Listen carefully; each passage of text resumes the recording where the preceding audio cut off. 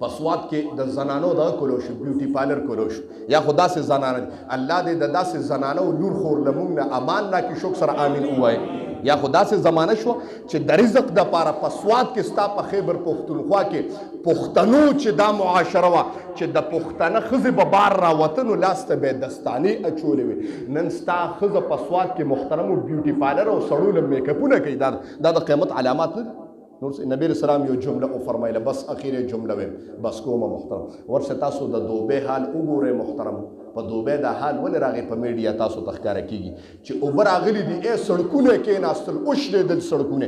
ګاډي برباد شو دغه دا ولې دا جیب چې کله په الله رحم وکړو نو په دوبۍ کې د غټ مندر اعلان وکړ تاسو وکتل چې په دوبۍ کې د مندر نو زما رب په باندې عذاب راوسته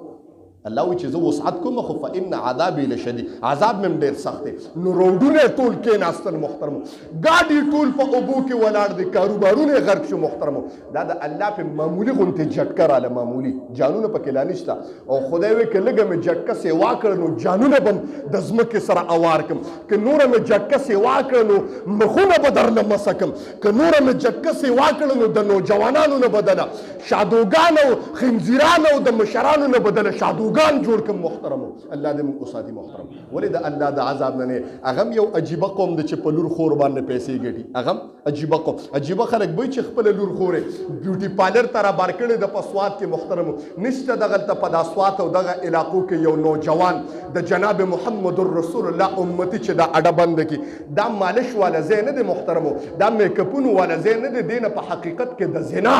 اډه جوړه شي بیا دینه بیا دا جوړیږي محترمو اول خلک میک اپ لرا دي بیا وی جی فل باډي مساج دی محترمو نو په فل باډي مساج کې تی کپڑے نو باسي په فل باډي مساج کې خو بیا زنام الاوډ د کنه دا پکې ویجه دا پکې جی اوس ته فیشن جوړ شه فیشن محترمو قسم دې د قیامت علی نبی اسلام اخیره جمله ویم بس کوم نبی اسلام یو جمله فرمایله چې کیف بكم صحابو توجه شه کیف بكم اذا فسقا فتيانكم تاسو له څه خیال دی چې کله ستاسو نوجوانان فاسقان شي وتغت نساؤکم او خزم باغیان شي نو صحابو ورته اکاینون یا رسول الله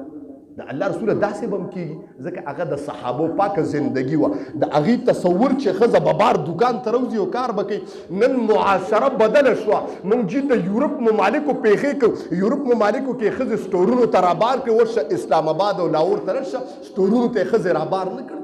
دوکانداري کوي ماله څه کوي دوکانداري کوي یا که ښځې ته سوي یاره جي زما ښځه خپله ګټي او زه خپله ګټم زما ښځه نو ته به څه کوې چې ستا ښځه خپله ګټي محترمو دا شرم نه دی قسم مونږ وایي د پښتنو معاشره ده چې د ښځو دپاره دوه ځایونه دي یا کور دی او یا ګور دی محترمو یا کور دی د حیا او یا ګور دی چې په دغه کور نه به په حیا او په کفن کې ګور او قبرستان ته ځي بس دا زموږ د پښتنو هغه به هم ډېر بېغیرته پښتون نو هغه هم ډېر لعنتي نو چې ښځه بیوټي پارلر ته رابار کا لور خورې بیوټي پارلر ته بار ووته هغه نورو انسانانو فاسقانو له په مخ باندې لاسونه راکاږي باډي مساج ورله کوي محترمو دا شرم نه دی قسم دی شرم نه دی نور څه دي د هغې ورته وي صحابو ورته وایي د الله رسوله داسې به هم کیدی شي نبی علیه صلات وسلام مبارک وایي کله چې داسې وشو چې نوجوانان فاسقان شو ښځې باغیانه شوې د قیامت انتظار کوي چې قیامت تر باندې را روان دی بله جمله ویم جناب محمد رسول الله صلی الله علیه وسلم مبارک عایشه سره ناست دی ورته وایي دا جمله ویم که بس کم وایي هلکه ښځې تهجد له راپاڅوي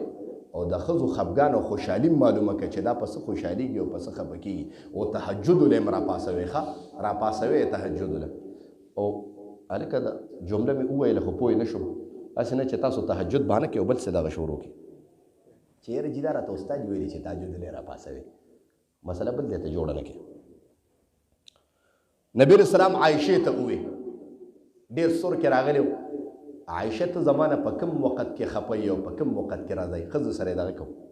خوش مزاجي کوله نبی اسلام او د امت ته مخولي دي چې تاسو هم اوکې توجه شته تاسو توجه شته د توجه دروازې کولو دي ټولې عایشه ورته وی د الله رسول قربان شم دنه زه اوس تاسو نه خفه کېدل ته خو د الله محبوب ته خو د الله نیازبین ستانه څوک خفه کېږي دا چې د خفه کېږي جي د نبی اسلام مبارک پیغمبر ورته وی عایشه خفه کېږي راله ما ته پته ده خفه کېږي راله هغه ته د الله رسول نه کله نه خپه شي ته وایه نبی رسول الله مبارک ورته زم ستا خاوند دی وایي کله چې ته زمانه خوشحاله او ته زمانه خفه نو ما ته پته لګي کله چې ته وایې چې زما د پرب د ابراهیم علیه السلام باندې قسمي او زما د پرب د اسماعیل علیه السلام قسمي نو زه پوه شم چې دا ته زمانه خفه او چې ته کله زمانه خوشحاله نو ته ماته چې زما د رب په محمد باندې قسمي شکر صاحب سبحان الله نو زه پوه شم چې دا ته زمانه رضا نو عایشه په جړه شوه وایي د الله رسول تا ته زما د خفګان او د خوشحالۍ هم پته ده پیغمبر ورته وویل چې هغه خاوند دي چې د ښځې د خوشحالۍ او د خفګان ورته پته نه لګېږي محترم هغه خاوند دي چې د ښځې د خوشحالۍ او د خفګان ورته ما ته خو ستا د هر څه پته دا جناب محمد رسول الله امت ته وښودل چې د ښځو سره په کور کې دا رویه اختیار کړه دا رویه اختیار کړه نو که زه ورته ته ورته هسې په تندیم داسې کې نو ستا نه مخکې به تهجد له راپاسې یو بله جمله دا زنانه د سړو په نسبت باندې دا ګورې ډېرې دیندارۍ ښه زنانه د سړو په نسبت تلاوت ډېر کوي ځکه بار نوځي اکثر الا ماشاءالله یا خو داسې شو چې لکه تاسو وګورئ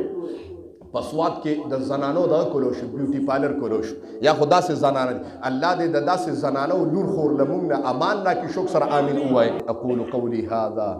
استغفر الله لي ولكم فاستغفروا آمين الحمد لله رب العالمين والصلاة والسلام على خير خلقه محمد وآله وأصحابه أجمعين الله ما چې سوي ویډیو وره د خدای خپل دربار الهي کې قبول او منظور کړي اول په مال او بیا په دې له خدای د عمل کولو توفیق را نصیب کړي باندې وګوري الله حاضر مجمع ته په نظر د رحمت باندې وګوري الله موږ ډیر خطاکار یو ګناګار یو سیاکار یو خدای زموږ تمام ګناونه خدای معاف کړي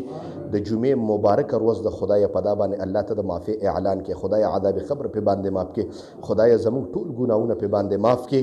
الله ټول ګناونه معاف کړي الله موږ داسې پاک کړي لکه څنګه چې ماشوم د مور د ګېډې نه پیدا شي آمین وای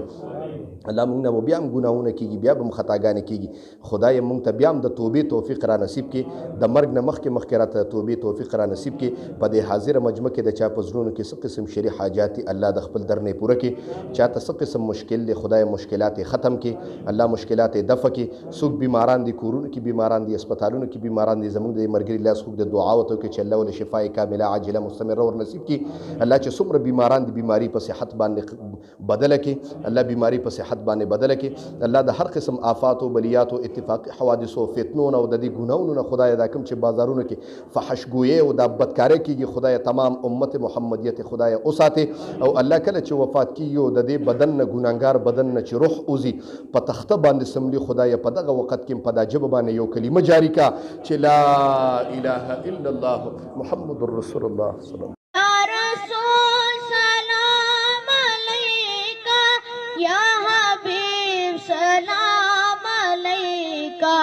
سلام